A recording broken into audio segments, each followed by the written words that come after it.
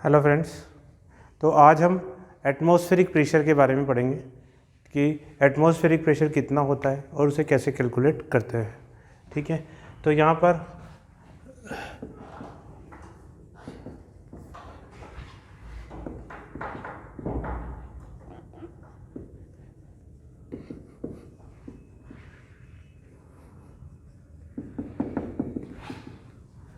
तो जैसा कि हम जानते हैं कि भाई हमारे चारों तरफ एटमॉस्फेयर है। एटमॉस्फेयर का मतलब क्या है? एटमॉस्फेयर का मतलब है गैस के मॉलिक्यूल्स। ठीक है, तो हमारे चारों तरफ गैस के मॉलिक्यूल्स हैं। ठीक है, उन गैस के मॉलिक्यूल्स के अंदर हीट एनर्जी है।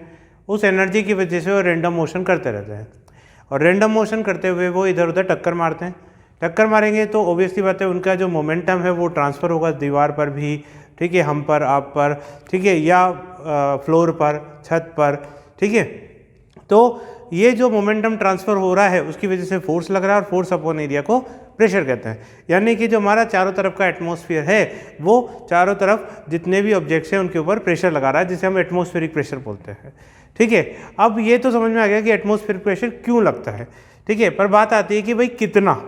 ठीक है, तो एटमॉस्फेरिक प्रेशर कितना लगता है। ठीक है, तो उसके लिए हम देखें कि भाई ये तो किसी भी लेवल के ऊपर हमने pressure due to liquid column निकाला था। ठीक है, और मैंने कहा था कि लिक्विड की जगह यही चीज़ फ्लूइड पर भी अप्लाई होती है। ठीक है, तो अगर मैं फ्लूइड कॉलम की बात करूं तो यहाँ पर भी अगर मैं सपोज करो इस जगह पर कोई एरिया लेता हूँ, इस एरिया के ऊपर जितने भी एयर के मॉलिक्यूल्स हैं वो इस एरिया पर कुछ ना कुछ प्रेशर एक्सर्ट कर रहे होंगे। ठीक है, वो प्रेशर एटमॉस्फेरिक प्रेशर होगा। तो अगर हम चाहें तो हम इस प्रेशर की वैल्यू से ये भी पता लगा सकते हैं कि भाई लगभग एटमॉस्फेयर कितना ऊपर होगा यहाँ से। ठीक है, यानी हाइट ऑफ एटमॉस्फेयर भी हम फाइंड आउट कर सकते हैं। कैसे फाइंड आउट करेंगे, मेथड बताता हूँ मैं। हाइट ऑफ एटमॉस्फेयर अगर मुझे फाइंड आउट करना है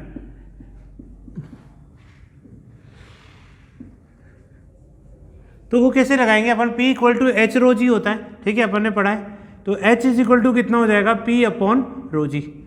H इज इक्वल टू कितना हो जाएगा? P upon rho g. तो अगर मैं H equal to P upon rho g से देखूं, है ना, तो P तो एटमॉस्फेरिक प्रेशर हो जाएगा, रो जो है वो एयर की डेंसिटी होगी, एयर की डेंसिटी। तो P की वैल्यू तो हो जाएगी 1.01 इंटू 10 टू द पावर 5 और एयर की डेंसिटी अप्रॉक्सीमेटली 1.3 जो कि हम एवरेज डेंसिटी ले सकते हैं, और जी की वैल्यू 9.8 मीटर पर सेकेंड स्क्वायर।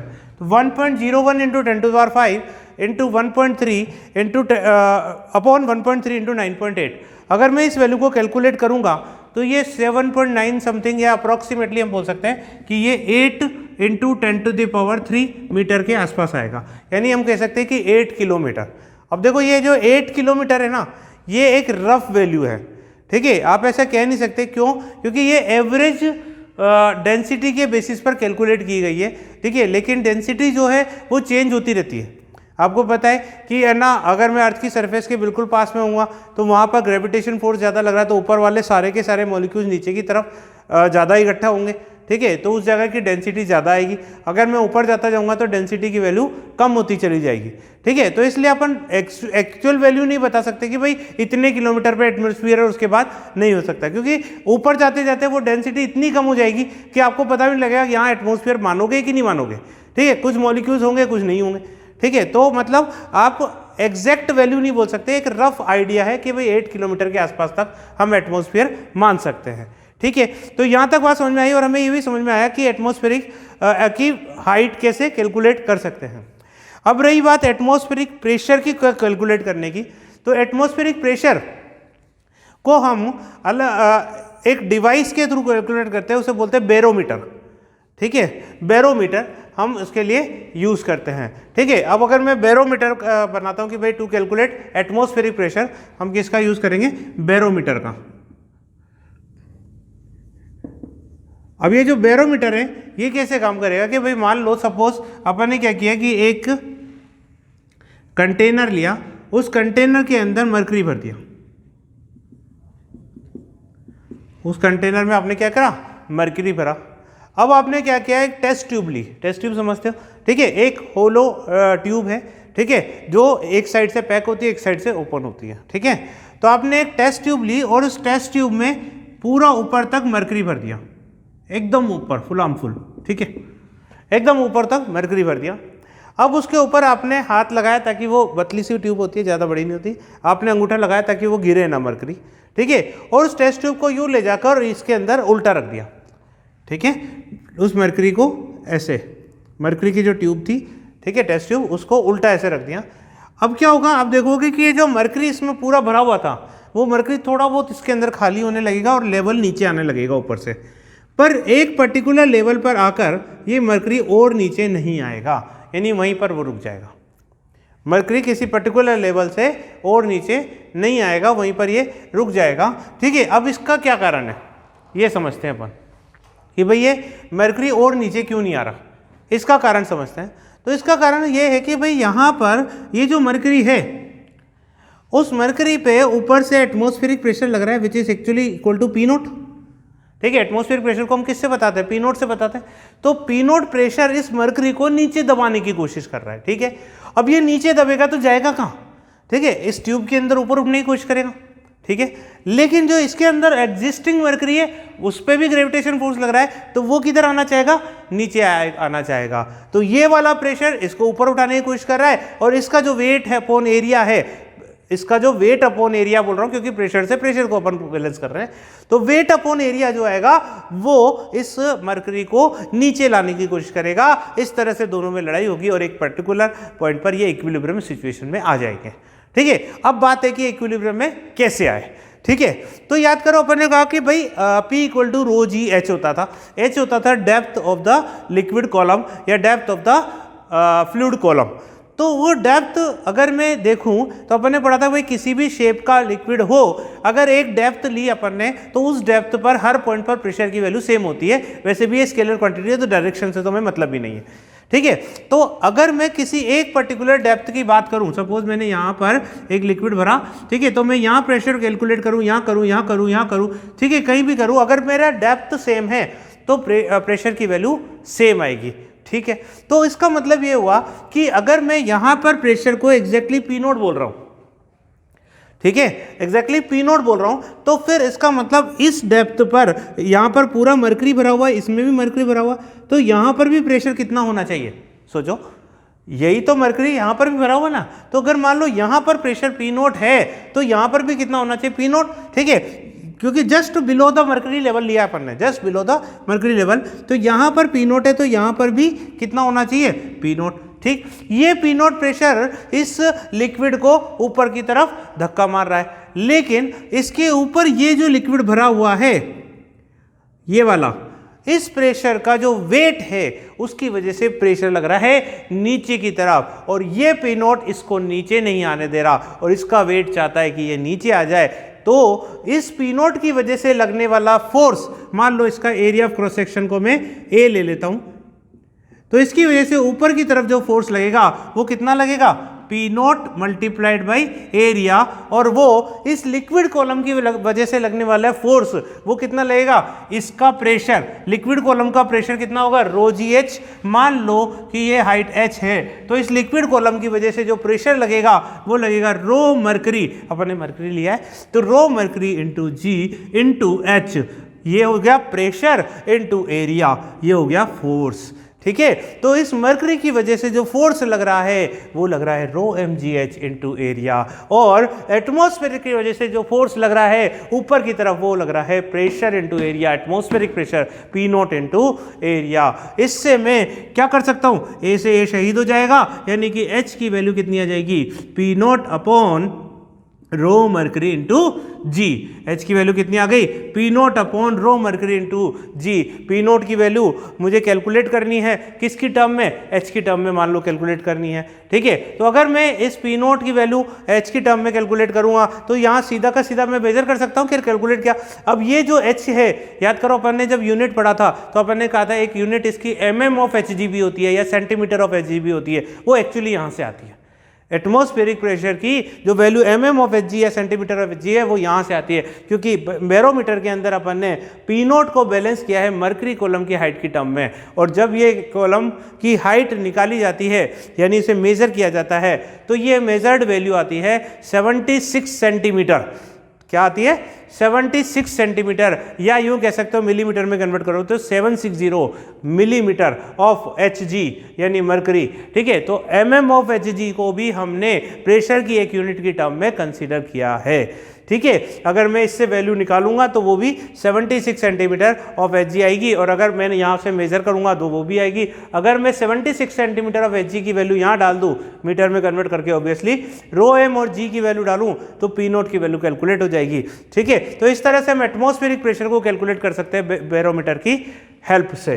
ठीक है, अच्छा, तो H is equal to P0 upon ρm into Hg, ये वैल्यू आ रही है 76 सेंटीमीटर ऑफ Hg। कितनी आ रही है? 76 सेंटीमीटर ऑफ Hg। ठीक है, पर बात ये आती है कि वाई Hg, ठीक है, मरकरी ही क्यों? कोई और लिक्विड ले लेते, ठीक है, पानी ले लेते सबसे बढ़िया तो, ठीक है ना। तो अगर सोचो, अगर मैं इसमें मरकरी की जगह वाटर ले लेता तो मुझे डेंसिटी किसकी रखनी होती? वाटर की। याद करो, मैंने आपको बताया कि मरकरी की डेंसिटी होती है 13.6 ग्राम पर सेंटीमीटर क्यूब, या 13600 kg पर मीटर क्यूब, और वाटर की जो डेंसिटी होती है वो होती है 1 ग्राम पर सेंटीमीटर क्यूब। यानी आप कह सकते हो कि मरकरी वाटर से 13.6 टाइम ज़्यादा है, मरकरी वाटर से 13.6 टाइम ज़्यादा है। ठीक है, तो इसका मतलब ये हुआ, अगर मैं यहाँ पर मरकरी की जगह वाटर रखता तो ये वैल्यू 13.6 टाइम डिक्रीज हो जाती, यानी ये वैल्यू 13.6 टाइम इंक्रीज हो जाती है। तो जो 76 सेंटीमीटर आ रहा था वो अगर इसकी जगह में वाटर ले लेता, वाटर कॉलम की हाइट मेजर करता, तो वो 76 सेंटीमीटर मल्टीप्लाइड बाय 13.6 इतने सेंटीमीटर आता। ठीक है, अगर मैं इसको मीटर में कन्वर्ट करूं, 76 सेंटीमीटर का मतलब हो गया 0.76 मीटर, इसको 13.6 से मल्टीप्लाई करोगे तो अप्रोक्सीमेटली 10 कितना आ जाएगा अपने पास? इससे जो वैल्यू आएगी वो आएगी लगभग 10.3 मीटर। कितनी आएगी? 10.3 metre, 10.3 metre of water column.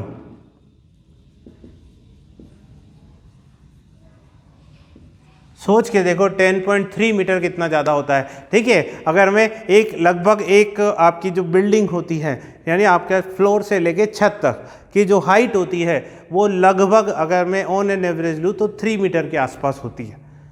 ठीक है, 3 मीटर के आसपास की छत होती है, तो यहाँ उससे 3 गुना अप्रोक्स, अगर मैं 3.3 मीटर भी लूँ तो लगभग 3 टाइम्स, यानी 3 बिल्डिंग के बराबर की आपको एक ट्यूब लेके घूमनी पड़ेगी बैरोमीटर में, अगर आप वाटर यूज़ करते तो। ठीक है, तो ऑब्वियसली बात है कि ये सेटअप थोड़ा ज़्यादा हैंडी है, आप आराम से इसको लेके घूम सकते हो या आप इसको यूज़ कर सकते हो बड़े आराम से। ठीक है, बट 10 मीटर हाइट तो बहुत ज़्यादा हो जाती है, तो इसलिए हम वाटर की जगह मरकरी का यूज़ करते हैं। ठीक है, तो क्या हमें क्लियर है यहाँ तक? इसको पोज करके लिख लें अपन, है ना, और फिर आगे बढ़ते हैं। अब नेक्स्ट इंस्ट्रूमेंट अपन लेते हैं ओपन ट्यूब मैनोमीटर।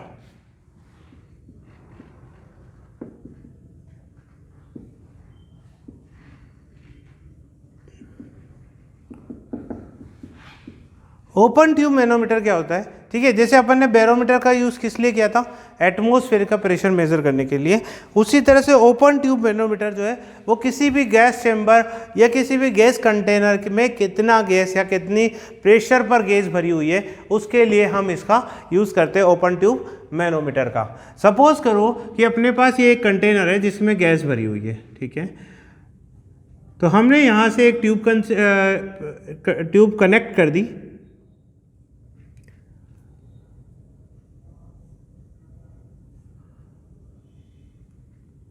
ये कोई भी कनेक्टिंग डिवाइस है, और इस ट्यूब में हमने एक यू जैसी शेप, ठीक है, इसको यू ट्यूब भी बोलते हैं अपन, ये इससे कनेक्ट कर दी। इसके अंदर हमारे पास गैस भरी हुई है, ठीक है, जिसकी वजह से प्रेशर लग रहा है इधर की तरफ पी गैस, पीजी। ठीक है, पीजी मतलब प्रेशर ड्यू टू गैस। ये गैस का जो प्रेशर है वो लग रहा है यहाँ पर।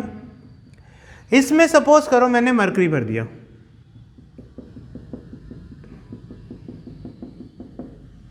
अब क्या होगा कि ये जो गैस है, ये गैस इस मरकरी को नीचे की तरफ दबाने की कोशिश करेगी, ठीक है, और इधर जो मरकरी है उसके वेट की वजह से ये जो मरकरी है वो इधर नीचे दबने की कोशिश करेगा, और अगर ये नीचे दबेगा तो इधर की तरफ से ऊपर उठेगा, क्योंकि अपन ने पढ़ा था, याद करो, अपन आइडियल फ्लूइड की बात कर रहे हैं, यानी कि ये नॉन कंप्रेसिबल है, इनकंप्रेसिबल है, यानी कि ये कंप्रेस नहीं हो सकता, ठीक है, इनके बीच के मॉलिक्यूल्स के बीच की डिस्टेंस चेंज नहीं होती। इसका मतलब अगर इधर से नीचे दबेगा तो उतने ही अमाउंट में इधर से उठेगा भी सही, ठीक है। तो इधर से इस मरकरी का जो कॉलम है, मरकरी का जो वेट है, वो इसे नीचे दबाने की कोशिश करेगा, और इधर से ये ऊपर उठने की कोशिश करेगा, लेकिन गैस इसको नीचे दबा रही है, तो कहीं ना कहीं इक्विलिब्रियम तो आएगा। अब वो इक्विलिब्रियम कहाँ आएगा, तो मान लेते हैं कि ये मरकरी इस हाइट पर जाके रुक जाता है, यानी इससे और नीचे नहीं जा रहा है ना, और यहाँ पर मरकरी इस हाइट तक है, ठीक। अगर मैं केवल गैस का ही प्रेशर निकालना चाहता हूँ, ठीक है, तो मैं चाहो तो पी नोट को भी हटा सकता हूँ, वरना ओपन ट्यूब ले लेते हैं अपन, ठीक है, तो उसमें पी नोट भी कंसीडर कर सकते हैं, ठीक है। तो अब इस केस में अपन ने क्योंकि ओपन ट्यूब मैनोमीटर लिया है, ठीक है, तो यहाँ से पी नोट और कंसीडर कर लेते हैं, ठीक है। अब अगर मैंने यहाँ पर पी नोट कंसीडर कर लिया यहाँ से और यहाँ तक, ठीक है, मैं कितना प्रेशर डिफरेंस आया ये निकाल सकते हैं। कैसे, देखो, ये जो पी गैस है वो इसको नीचे की तरफ दबाने की कोशिश कर रही है, और ये जो लिक्विड है, ठीक है, इस पे अगर मैं देखूं तो इस जगह का प्रेशर कितना आएगा, सोच के देखो, यहां से एटमॉस्फेयर का प्रेशर लग रहा है पी नोट, और ये हाइट है मान लो h, तो इस मरकरी की वजह से भी प्रेशर लगेगा और एटमॉस्फेयर की वजह से भी प्रेशर लगेगा, तो जो टोटल प्रेशर लगेगा इस जगह का वो कितना लगेगा, P naught plus rho mercury जी एच, इतना प्रेशर लगेगा। और अपन ने बोला था कि सेम लिक्विड में सेम लेवल पर प्रेशर की वैल्यू सेम होती है, तो इसका मतलब अगर यहाँ का पी नोट प्लस रो जी एच है तो इसके सामने इस पॉइंट का भी प्रेशर कितना होना चाहिए, पी नोट प्लस रो जी एच। और क्योंकि ये प्रेशर इस गैस को ऊपर दबा रहा है और गैस इसको नीचे दबा रही है और ये इक्विलिब्रियम स्टेट है, इसका मतलब गैस का प्रेशर इसके बराबर होना चाहिए, यानी कि P gas is equal to P naught plus rho mercury G into H. Clear है? अब सोचो, H में आराम से मेजर कर सकता हूँ, यहाँ स्केल लगाया अपन ने, स्केल की हेल्प से अपन ये वाली हाइट मेजर कर सकते हैं कि भाई कितना डिफरेंस आ रहा है मरकरी कॉलम की हाइट में, यहाँ पर जो हाइट आ रही है और यहाँ जो हाइट आ रही है इसमें कितना डिफरेंस आ रहा है। मान लो आपने स्केल यहाँ से भी स्टार्ट किया, ये H1 हो जाएगा, ये H2 हो जाएगा, तो H2 माइनस H1 कर देंगे, स्मॉल h की वैल्यू आ जाएगी। तो ये H में आराम से स्केल की हेल्प से कैलकुलेट कर सकता हूं, और उससे मुझे रो मरकरी मुझे पता ही है 13.6, G की वैल्यू मुझे पता ही है, ठीक है, और P नोट मुझे पता ही है, तो क्या मैं इन सारी वैल्यूज को डाल के इस गैस का प्रेशर फाइंड आउट कर सकता हूं। तो इस तरह से ये जो ओपन ट्यूब मैनोमीटर है ये गैस प्रेशर कैलकुलेट करने के लिए काम में आता है। क्लियर है? चलो, तो इसको एक बार देख लो आप। तो प्रेशर कैलकुलेशन का जो टॉपिक है, मतलब प्रेशर कैलकुलेशन के जो डिफरेंट तरीके हैं वो अपन ने आज के लेक्चर में सीखे, ठीक है। अब इसमें हम चाहें तो एक क्वेश्चन और लेते हैं, ठीक है, इसको मिटा देता हूं मैं। ओके, तो हम एक क्वेश्चन ले रहे हैं, इसमें क्या है कि हमारे पास 2 कंटेनर है जिसमें वाटर भरा हुआ है, ठीक है, और इसमें जो वाटर है एक बेस लेवल ले लिया अपन ने जहाँ तक मरकरी, इस यहाँ पर एक यूट्यूब है जिसमें मरकरी भरा हुआ है। इस लेवल के इधर की तरफ जो वाटर का लेवल है वो H2 हाइट तक है, और इस लेवल के इधर की तरफ जो वाटर का लेवल है वो H1 हाइट तक है, ठीक है। और इसके ऊपर ये जो ट्यूब है इसमें मरकरी भरा हुआ है, जो कि इधर 40 सेंटीमीटर का डिफरेंस शो कर रही है लेवल में, ठीक है। हमें फाइंड आउट करना है सपोज H2 माइनस H1 की वैल्यू, ठीक है। अब H2 माइनस H1 की वैल्यू कैलकुलेट करनी है, ठीक है। तो अब इसको करने का तरीका क्या है, ध्यान से सुनना, ठीक है। इसमें सभी तरह के क्वेश्चंस कवर हो जाएंगे इस एक क्वेश्चन में, ठीक है, क्योंकि ये इससे बाकी केस में आपको इससे इजी क्वेश्चन ही ज़्यादातर मिलेंगे, ठीक है। तो हम इसमें बेसिक प्रोसेस को सीखेंगे और उसके थ्रू इसको सॉल्व करेंगे। बेसिक प्रोसेस ये है कि लिक्विड कॉलम, दो बातें ध्यान रखनी है अपने को।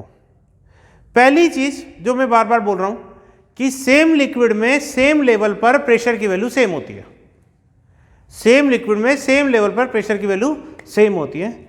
और दूसरी, किसी भी लिक्विड में अगर मैं नीचे की तरफ जाऊंगा तो प्रेशर बढ़ेगा और ऊपर की तरफ जाऊंगा तो प्रेशर घटेगा।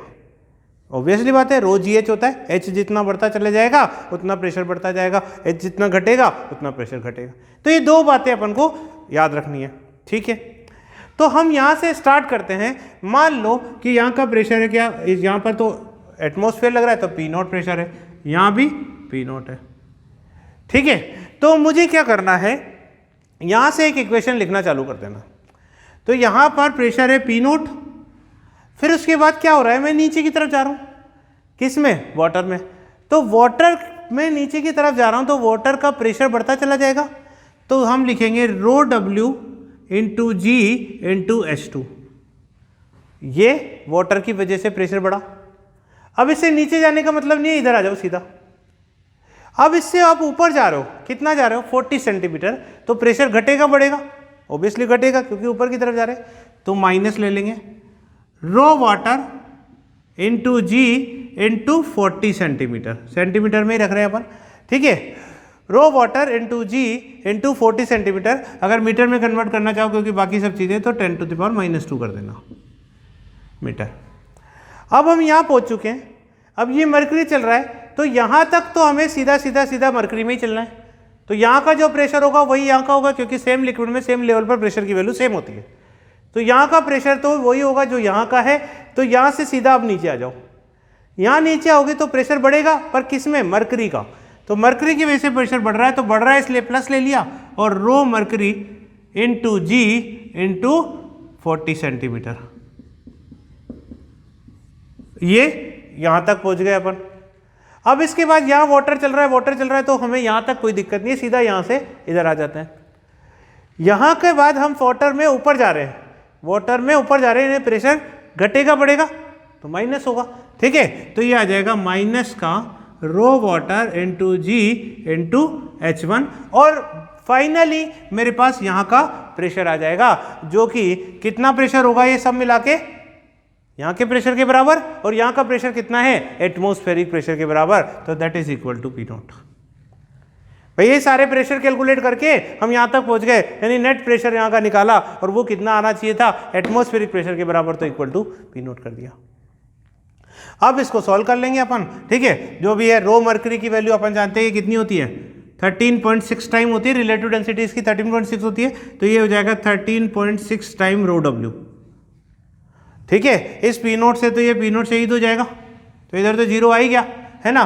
रो एम की जगह में 13.6 टाइम रो डब्ल्यू लिख दूंगा, तो सब में से रो डब्ल्यू जी रो डब्ल्यू जी रो डब्ल्यू जी रो डब्ल्यू जी रो डब्ल्यू जी रो डब्ल्यू जी, ये भी कट जाएगा कॉमन आके, ठीक है। तो फाइनली आपके पास क्या बचेगा, H2 माइनस 40 इंटू 10⁻², ठीक है। ये तो हो गया। इधर क्या बचा, प्लस का 13.6 इंटू 40 इंटू 10⁻², और इधर क्या बचा, माइनस का H1 इक्वल टू 0। तो H2 माइनस H1 की वैल्यू निकल जाएगी, ये इधर चला जाएगा, तो H2 minus H1 is equal to कितना हो जाएगा, ये हो जाएगा 40 इंटू 10⁻², तो कॉमन ले लो, 13.6 माइनस 1, ठीक है। अच्छा ये इधर लाना है अपन को, H2 माइनस H1 कैलकुलेट करना है, यानी माइनस में आएगा ये, ठीक है। तो माइनस का 12.6 इंटू 40 इंटू 10⁻², ठीक है। ये आपके प्रेशर डिफरेंस की वैल्यू mm/Hg में आ गई, ठीक है। मतलब इतना सेंटीमीटर का प्रेशर डिफरेंस आएगा। H2 माइनस H1 निकालना अपन को, ठीक है। हाइट का डिफरेंस निकालना है बस, तो हाइट का डिफरेंस इतना आएगा 12.6 इंटू 40 इंटू 10⁻² मीटर में, क्योंकि सेंटीमीटर को मीटर में अपन साथ साथ कन्वर्ट करते हुए जा रहे हैं, ठीक है। तो इतना आएगा। अब ये माइनस साइन क्या बता रहा है, माइनस साइन ये बता रहा है कि H1 की वैल्यू H2 से ज़्यादा होगी, यानी एक्चुअली अपन को H1 माइनस H2 पता करना है, तो ये प्लस में आ जाएगा, ठीक है। तो H2 माइनस H1 पूछा था, तो ये मेरा आंसर हो जाएगा। तो मेन बात है ये इक्वेशन लिखनी आई या नहीं आई, आपको ये सोचना है बस अपन को, ठीक है। कि भाई यहाँ से चालू किए, पी नोट प्रेशर लगा, पी नोट लिखा, फिर नीचे की तरफ जा रहे हैं तो प्रेशर बढ़ रहा है तो प्लस का रो डब्ल्यू जी एच टू। फिर एक लेवल पर प्रेशर की वैल्यू सेम होती है तो सीधा यहाँ आ जाओ। अब ऊपर जा रहे हो तो प्रेशर घटेगा तो माइनस का रो डब्ल्यू जी इंटू 40 इंटू 10⁻²। फिर मरकरी में आ गए, मरकरी से सेम लेवल पर इधर आ जाओ, है ना। फिर उसके बाद नीचे जा रहे हो तो प्रेशर बढ़ेगा तो प्लस का रो एम जी इंटू दिस। फिर उसके बाद ऊपर जाओगे प्रेशर घटेगा तो माइनस का रो डब्ल्यू जी एच वन। और लास्ट में यहाँ का प्रेशर लिखना है तो यहाँ का प्रेशर कितना हो जाएगा पी नोट। ठीक है, यहाँ का प्रेशर कितना हो जाएगा पी नोट, तो इक्वल टू पी नोट लिख देंगे। अब इसको सॉल्व करना ही है, H2 माइनस H1 की वैल्यू कैलकुलेट कर दी। ठीक है, तो अपन ने आज प्रेशर के बारे में कि कैसे प्रेशर कैलकुलेट करते हैं लिक्विड कॉलम की वजह से, बैरोमीटर की वजह से, और मैनोमीटर जो कि प्रेशर डिफरेंस कैलकुलेट करने के लिए काम में आता है, सबका हमने यूज़ सीखा। ठीक है, थैंक यू।